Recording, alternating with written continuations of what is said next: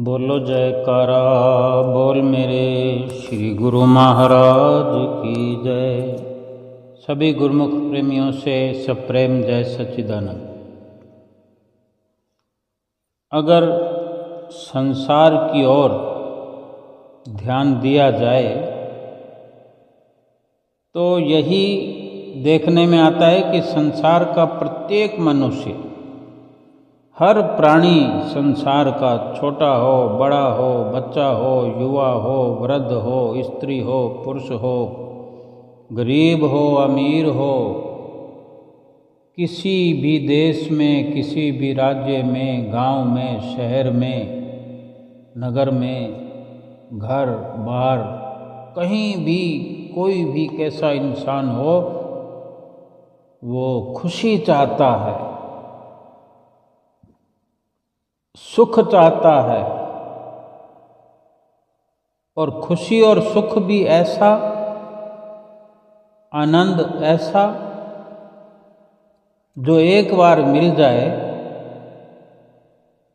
फिर उसके हाथों से जाए नहीं। यानी शाश्वत सुख, स्थायी सुख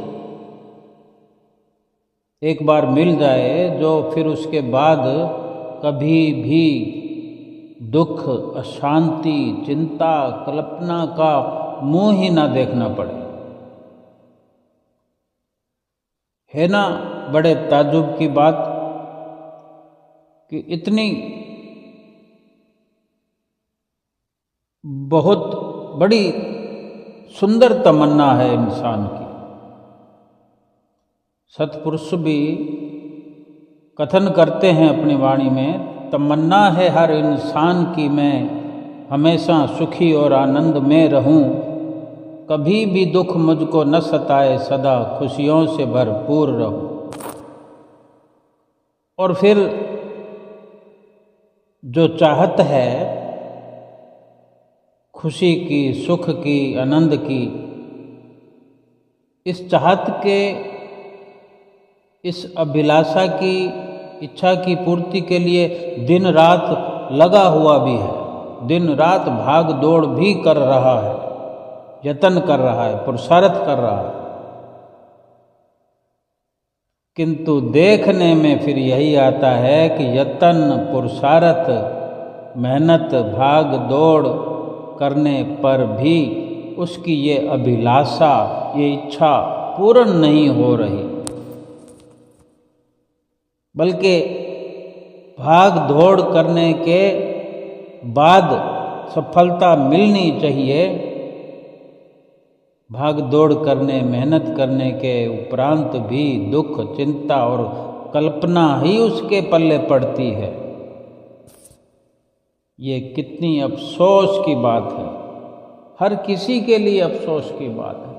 संतों महापुरुषों को तो अफसोस होता ही है कि ये जीव क्या कर रहा है। चाहना ऐसी, मेहनत ऐसी और नतीजा ऐसा। चाहना बहुत बड़ी सुंदर है कि ऐसा सुख मिल जाए कि फिर बार बार दोबारा दुखों का मुंह ना देखना पड़े। मेहनत ऐसी कि रात और दिन एक कर रहा है और नतीजा ऐसा 0/0। एक योगेश्वर मुनि एक बहुत बड़े राजा के प्रति कथन करते हैं, उसको समझाते हुए कि संसारी मनुष्य सुख की प्राप्ति और दुख की निवृत्ति के लिए, सुख पाने के लिए, दुखों को मिटाने के लिए ही रात और दिन कर्म करते हैं, परंतु उनकी कार्रवाई का फल बिल्कुल उल्टा होता है। यानी सुख पाना चाहते हैं और दुख प्राप्त हो जाता है, खुशी चाहते हैं और गम मिलता है। यानी सुख के स्थान पर वे दुख ही पाते हैं और दुखों से छुटकारा करना चाहते हैं, लेकिन वही दुख दिन प्रतिदिन लगातार बढ़ता ही जाता है। संसार की हालत तो यही है। जब से संसार में जीव आता है, कदम रखता है, संसार में पैदा होता है, जब से वो संभालता है, दुखों को मिटाने का प्रयास करता है, लेकिन उसकी जैसे जैसे उम्र बढ़ती है दुख भी बढ़ते जाते हैं। ये बड़े अफसोस की बात है, चिंता की बात है। संत तुलसीदास जी भी अपनी वाणी में कथन करते हैं, यतन बहुत सुख के किए, दुख का किया न कोय, तुलसी ये आश्चर्य है, अधिक अधिक दुख होय। ये विचारणीय बात यहाँ संत तुलसीदास जी महाराज जी कर रहे हैं कि संसार का प्रत्येक मनुष्य जबकि हमेशा हमेशा के सदा सदा के सुख को पाना चाहता है, आनंद और खुशी का अभिलाषी है, इच्छुक है कि मुझे खुशी मिले, मुझे सुख मिले, मुझे आनंद मिले, और इसी के लिए दिन रात प्रयत्न भी करता है, पुरुषार्थ भी करता है। तो फिर उसे सच्चे सुख, सच्चे आनंद, सच्ची खुशी की प्राप्ति क्यों नहीं होती? सुख, आनंद और खुशी के स्थान पर दुख, अशांति और कल्पना ही उसके पल्ले क्यों पड़ती है? इसका कारण यह है कि वो संसार की रचना में, जो कि काल और माया की रचना है, बुरी तरह फंसा हुआ है, लिपत है। संसार की माया की रचना में बुरी तरह उसके मोह में फंसा हुआ है। संसार की जो मनमोहकता है, झिलमिल है, उसको देखकर उसकी ओर ऐसा आकर्षित हो गया है और उस पर मोहित हो गया है, तथा संसार के पदार्थों आदि में सुख आनंद मानकर उसका दीवाना हो गया है। इस मोह अथवा आसक्ति के कारण ही जीवन भर दुखों से, अशांति से, कल्पनाओं से घिरा ही रहता है। संसार की बजाय यदि वो संसार के रचने वाले, संसार के स्वामी, संसार के बनाने वाले जो प्रभु परमेश्वर हैं, उनसे अपना नाता जोड़ लेवे, उनका दीवाना बन जाए, तब फिर निश्चय ही उसका जीवन सुखमय, आनंदमय तथा खुशियों से भरपूर हो जाए। लेकिन संसारी मनुष्य सत्संगत के बिना, सत्संग की कमी के कारण, सत्संगत के अभाव में इस राज को समझ ही नहीं पाता कि सुख और आनंद के लिए प्रयत्न और पुरुषार्थ करने पर भी जो उसे दुख और अशांति प्राप्त हो रही है, तो क्यों हो रही है? सतपुरुष श्री गुरु नानक देव जी महाराज जी का भी फरमान है, गुरबाणी में वचन है, सुख को मांगे सब को, दुख न मांगे कोय, सुख को दुख अगला, मनमुख बूझ न होय। यानी सुख को मांगे सबको, सबको यानी हर कोई सुख को मांगता है, दुख को तो कोई मांगता ही नहीं, कोई चाहता ही नहीं।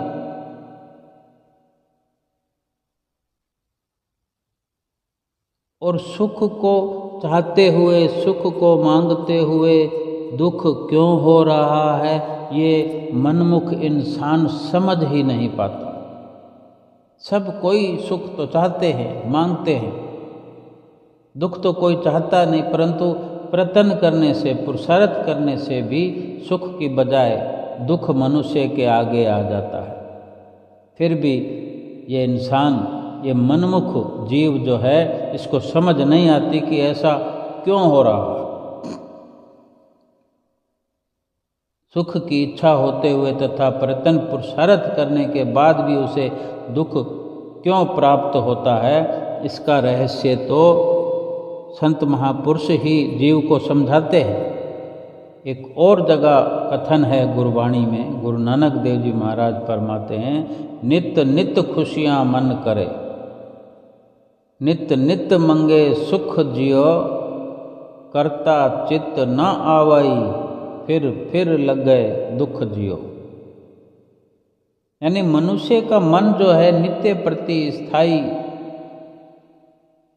खुशियों का इच्छुक बना रहता है और नित्य प्रति स्थायी सुख की चाहना करता रहता है, किंतु जब तक करतार प्रभु मनुष्य के चित्त में नहीं बसता, वो करण करावनहार जो है, सृष्टि का रचने वाला रचयिता है प्रभु परमेश्वर, जब चित्त में जब तक नहीं बस जाता, तब तक तो उसे बार बार दुख कचोटते रहते हैं।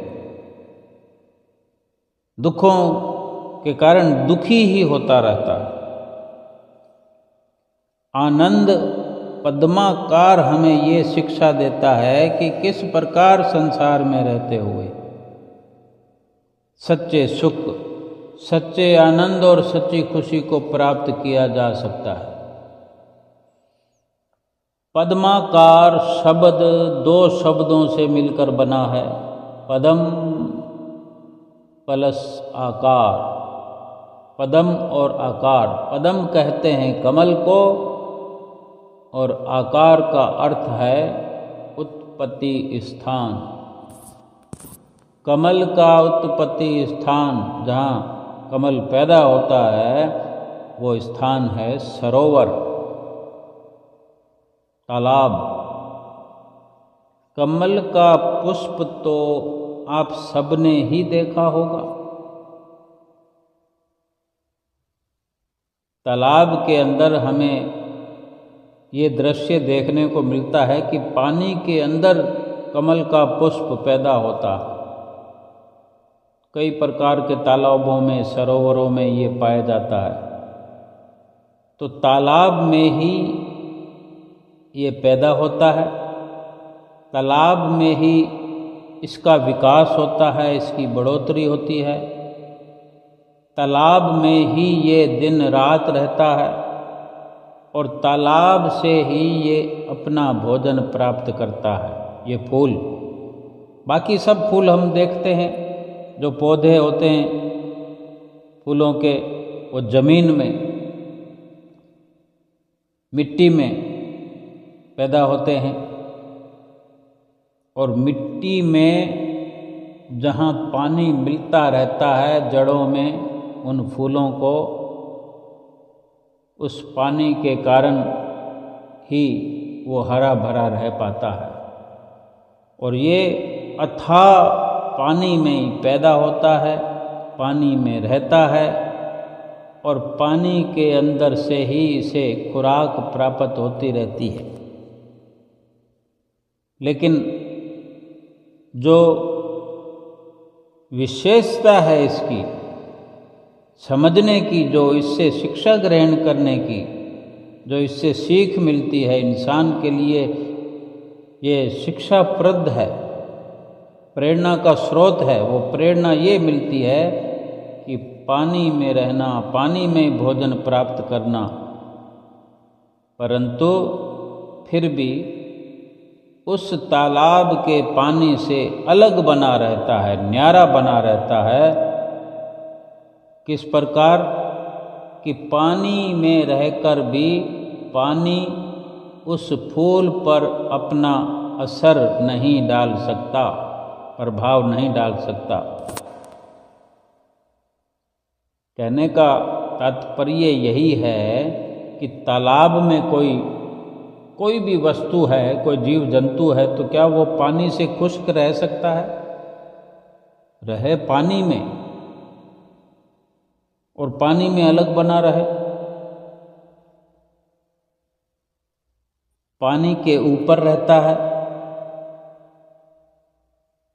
पानी से न्यारा, यानी पानी के ऊपर वो खिला हुआ रहता है, पानी की सतह से ऊपर। और जब देखते हैं कि बरसात आती है या कहीं से भी पानी का उसमें बढ़ाव होता है, पानी बढ़ता है तालाब में, पानी का स्तर जो ऊंचा होता है, तो ये फूल उस पानी की सतह से ऊंचा उठता रहता है, यानी अलग ही रहना। जैसे जैसे पानी बढ़ता है वो पानी के साथ साथ उतना ऊपर उठता जाता है और हमेशा पानी की सतह से ऊपर ही रहता है, यानी पानी से न्यारा रहता है। और जो फूल की पंखुड़ियाँ हैं, पत्ते हैं, इनमें ये विशेषता, ये गुण मौजूद है कि पानी उस पर रुकता नहीं है, ठहरता नहीं है और गीला नहीं कर सकता पंखुड़ियों को, पत्तों को।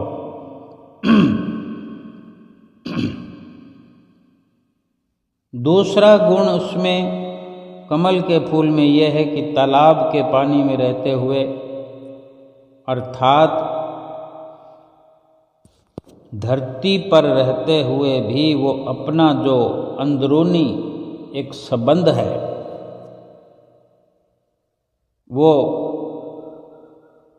सूर्य के साथ जोड़कर रखता है। और सूर्य के साथ जुड़ने की विशेषता ये है कि जब सूर्य उदय होता है तो कमल का पुष्प खिल उठता है, परंतु जब सूर्य अस्त होता है तो कमल भी अपनी पंखुड़ियाँ समेट कर बंद हो जाता है। ये प्रेरणा हम इंसानों के लिए या हर इंसान के लिए संसार में सुखपूर्वक, शांतिपूर्वक जीवन व्यतीत करने का ये सर्वोत्तम साधन है। क्या कि मनुष्य संसार में कमल की तरह रहे। जैसे महापुरुष फरमाते भी हैं, आदमी को चाहिए दुनिया में रहना किस तरह, जिस तरह तालाब के पानी में रहता है कमल। सारी शिक्षाएं तो संतों महापुरुषों की नज़दीकी में ही प्राप्त होती हैं और वे ही अपने अनुभवों के द्वारा हमें भी अनुभव कराते हैं।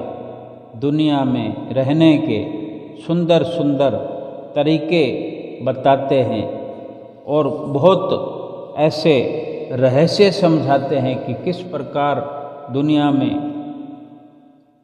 रहकर सुख व शांतिपूर्वक जीवन व्यतीत किया जा सकता है। कि यदि अपने जीवन को सच्चे सुख, सच्चे आनंद और सच्ची खुशियों से भरपूर देखना चाहते हो तो फिर संसार में उसी प्रकार रहो जैसे तालाब में कमल रहता है, यानी संसार में रहते हुए जीवन निर्वाह के लिए निस्संदेह बिल्कुल बेखौफ होकर धन कमाओ, अपने कर्तव्यों का पालन करो, बच्चों का लालन पालन करो, संसार से व्यवहार भी करो। व्यवहार अच्छा करना चाहिए, उचित व्यवहार करो, सबसे बोलचाल की भाषा में अच्छी मधुर भाषा का प्रयोग करो, परंतु सारी ये कार्रवाई करते हुए संसार की किसी भी प्रकार की कार्रवाई के द्वारा संसार में लिप्त ना हो जाओ, उसमें फंस ना जाओ। संसार के कार्य व्यवहार करते हुए भी, संसार में रहते हुए भी अपने मन और चित्त सदैव जो हैं सुख और आनंद के भंडार परमात्मा के साथ उसी प्रकार जुड़ा रहे, जिस प्रकार कमल का फूल अपना संबंध सूर्य के साथ जोड़कर रखता है। अगर इस प्रकार हम जीवन में रह पाएं कमल के फूल की तरह, कि जिस प्रकार पानी का स्तर ऊंचा बढ़ता है, तो वैसे तो पानी को वो डुबाने के लिए उसका स्तर बढ़ता है, तो पानी के अंदर पुष्प को डूब जाना चाहिए, लेकिन पुष्प अपने भीतर ये गुण सदैव बनाए रखता है कि मुझे पानी के स्तर से ऊपर रहना है। हमें भी संसार में रहना है, संसार से सब कुछ खान पान पहरान, बच्चों का, परिवार का लालन पालन, कमाई करना, सब कुछ पूर्ति इसी संसार से करनी है। लेकिन हमारी चित्तवृत्तियाँ जो हैं संसार से ऊपर उठी हुई रहें। अपने चित्तवृत्तियों में ना तो संसार को बसाना है, ना तो चित्त में बसाना है संसार, और ना ही संसार में अपनी चित्तवृत्तियाँ फंसानी है। तो फिर हमारा जीवन सुख, आनंद तथा खुशियों से सदा भरपूर रहेगा। हमारा जीवन कमल की तरह फिर खिला हुआ रहेगा, प्रसन्न चित्त, क्योंकि हमने अपनी जो चित्तवृत्तियाँ हैं प्रभु परमेश्वर के साथ जोड़ कर रखी हुई है। अपना संबंध जो सतगुरु के साथ जोड़ कर रखा हुआ है, इसी कारण से फिर संसार से अलग रहते हुए, संसार में रहकर भी अलग बने हुए हम रहेंगे, तो संसार का जो असर है, जो संसार का दुखों वाला प्रभाव है, वो हम पर कभी भी नहीं पड़ेगा और हमें कभी भी अपनी लिप्तता में लिप्त नहीं कर सकता। और अलिप्त बनकर, न्यारे बनकर हम प्रभु परमेश्वर के साथ अपना संबंध जोड़े हुए। महापुरुष फरमाते हैं, कर से कर्म करो विधि नाना, मन में राखो कृपा निधाना। ये संत जगजीवन साहब जी भी अपनी वाणी में फरमाते हैं,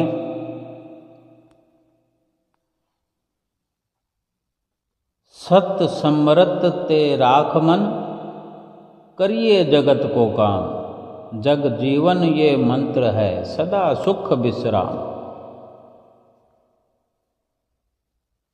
इस बारे में कई संतों ने अपनी अपनी वाणियों में वचन फरमाए हैं। संत नामदेव जी भी भगत त्रिलोचन हुए हैं। एक कथा ये प्रसिद्ध है कि संत नामदेव जी छिपी जो थे, छिपी का काम करके अपना जीवन जो है वो चलाते थे। ये उनका एक धंधा था। छिपी यानी जो कपड़ों पर प्रिंट करते हैं, रंग बिरंगी, वो छापा करने वाले, कपड़ों पर छपाई करने वाले।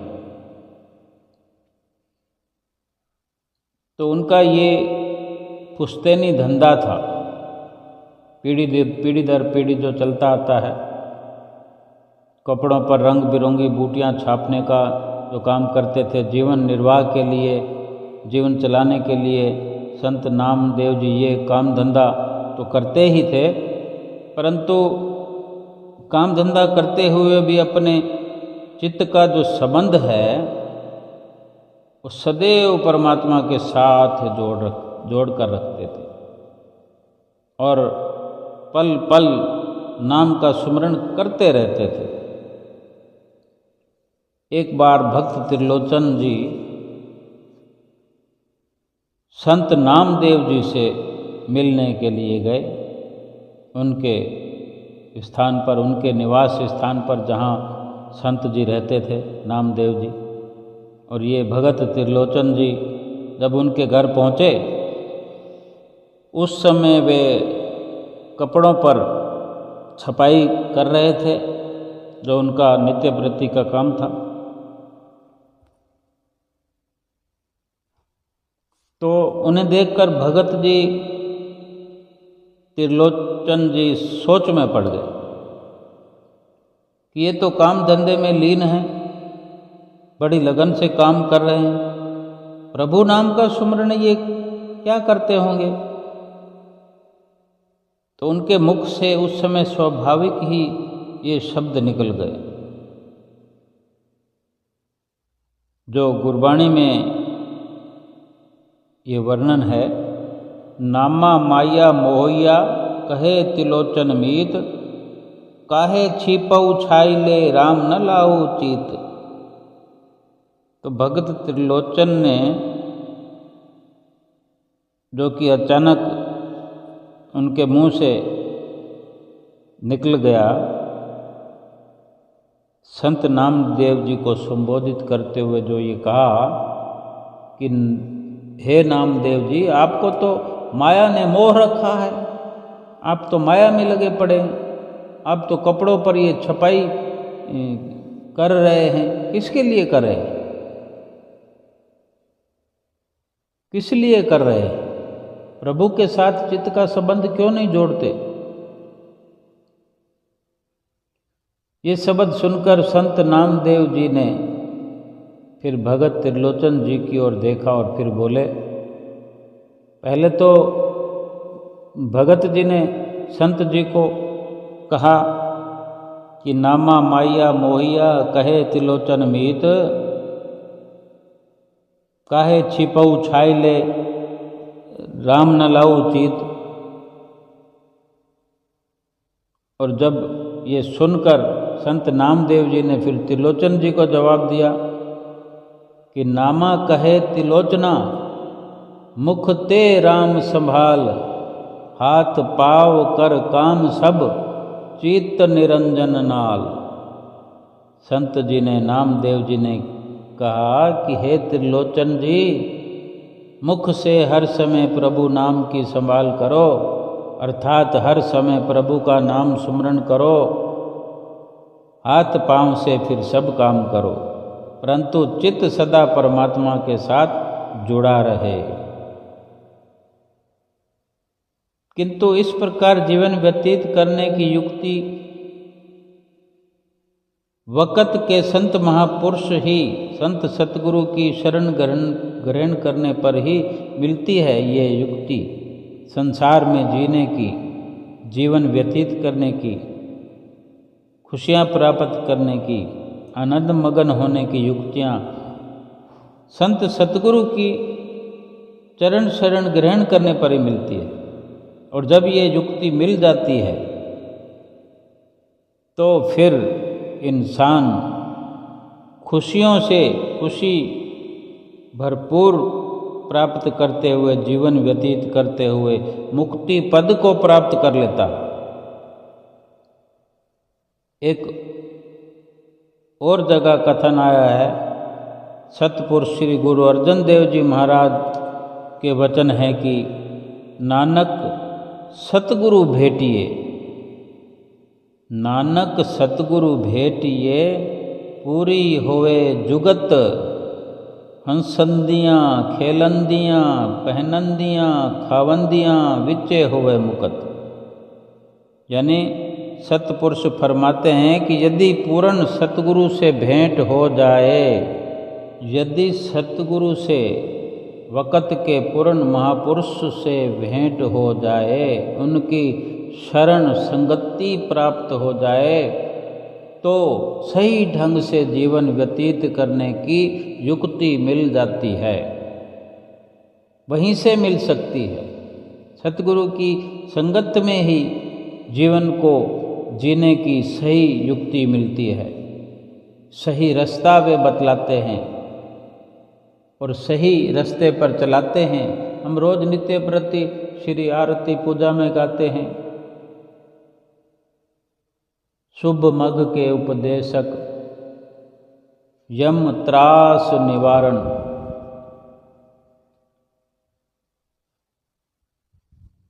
यानी तभी युक्ति प्राप्त करके फिर मनुष्य हंसते खेलते खाते पहनते हुए भी माया से न्यारा बना रहता है। उसी माया में बरतना है, उसी माया में रहना है, उसी माया में विचरना है, व्यवहार करना है।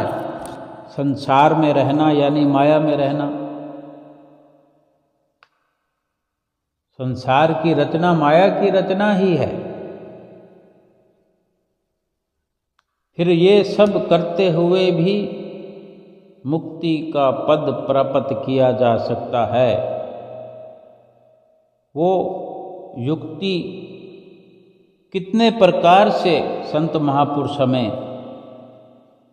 समझाते रहते हैं, बताते रहते हैं। एक और संत दुलन दास जी भी जीवन को जीने की युक्ति बताते हैं, अपने शब्दों में वर्णन करते हैं।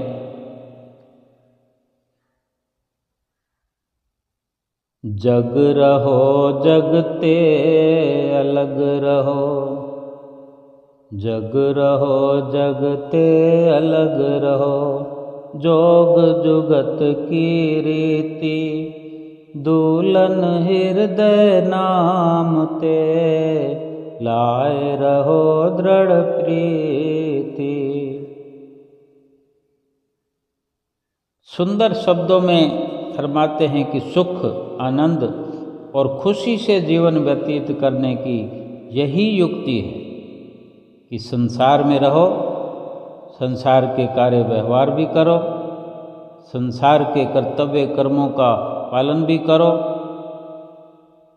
परंतु रहो संसार में कमल की तरह, अलिप्त रहो, न्यारे रहो, संसार में आसक्त ना हो जाओ, उसके मोह में ना फंस जाओ, बल्कि कमल की तरह संसार से निर्लिप्त रहो और अपने चित्त को सदैव परमात्मा के साथ जोड़कर रखो।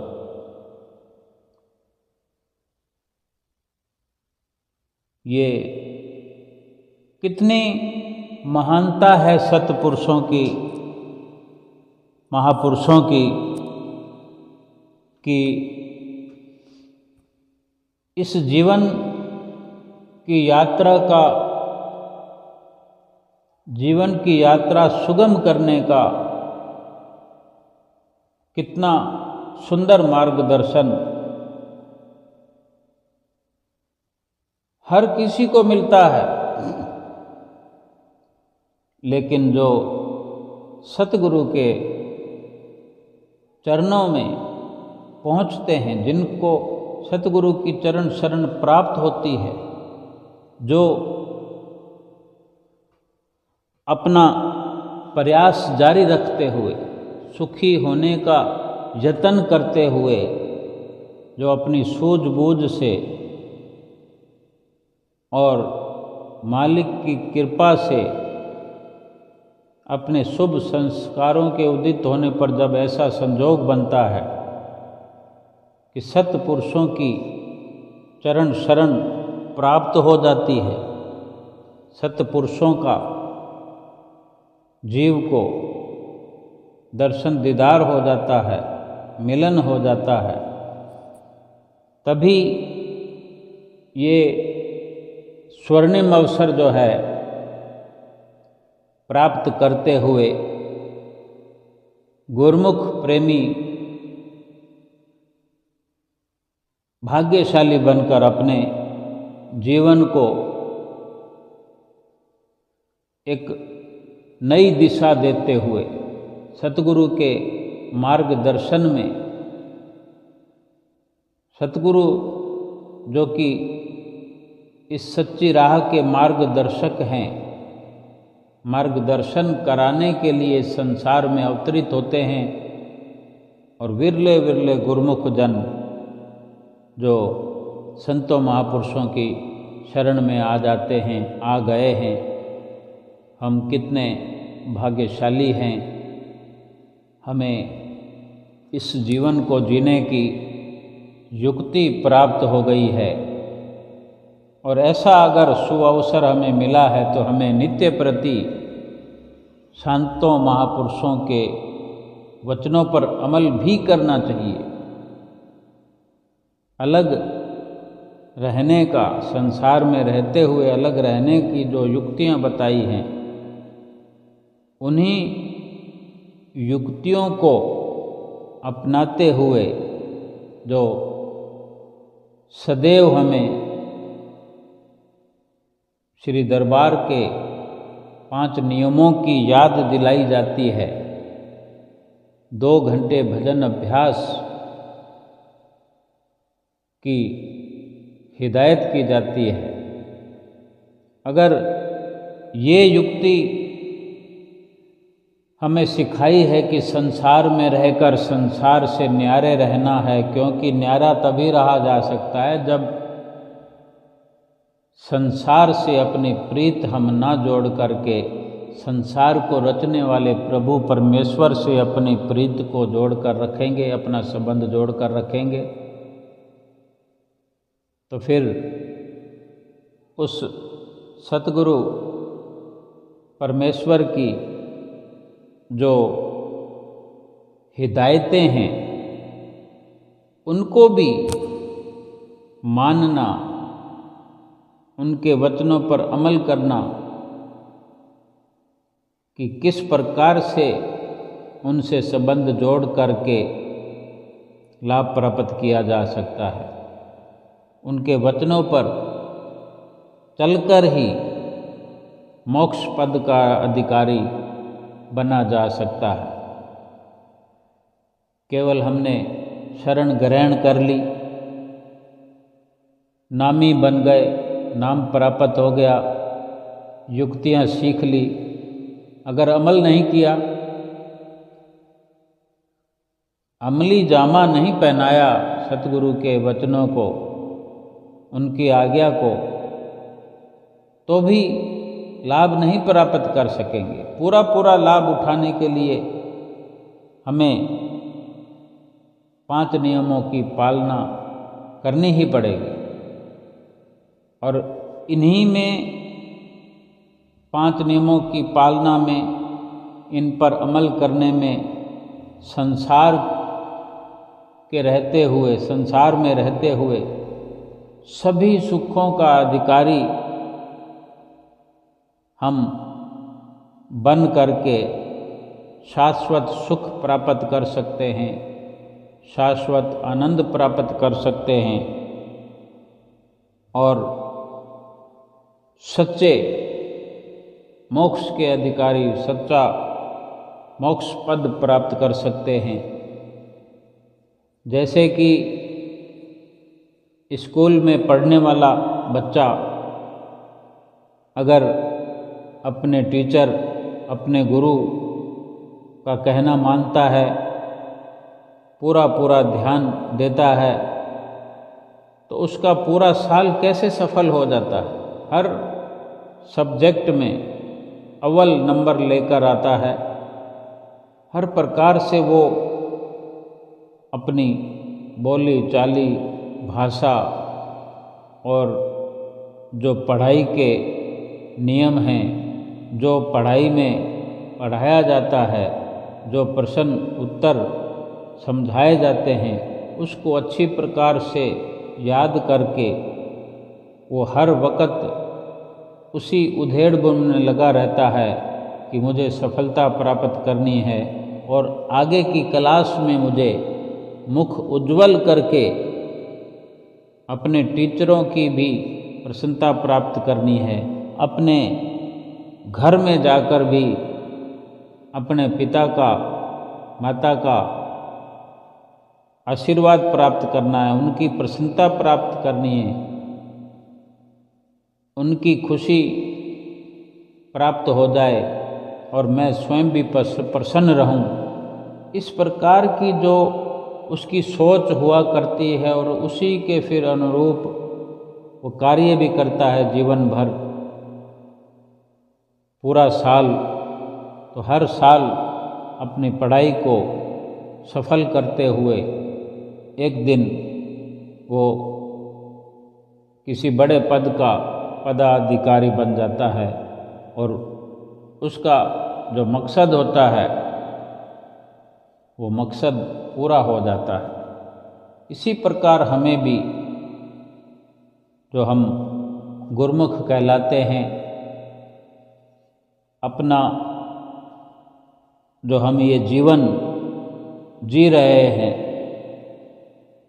युक्ति से जीवन जीते हुए, जीवन का सफ़र तय करते हुए, संतों महापुरुषों की प्रसन्नता का हर वक़्त ख्याल रखेंगे कि हमें अपने निज घर में जा कर के अपने परम पिता की प्रसन्नता प्राप्त करनी है, अपना मुख उज्जवल रखना है, तो उनके बताए हुए हर प्रकार के नियमों की पालना करनी है। और 2 घंटे भजन अभ्यास तो नित्य प्रति करना ही करना है, और इसी में लोक और परलोक के सारे सुख समाये हुए हैं। और शाश्वत सुख ये प्राप्त होने पर सदा सदा के लिए ये जीव सुखी हो सकता है, ये जीवात्मा खुशहाल हो सकती है और अपने निज घर में वासा प्राप्त कर सकती है। बोलो जयकारा बोल मेरे श्री गुरु महाराज की जय।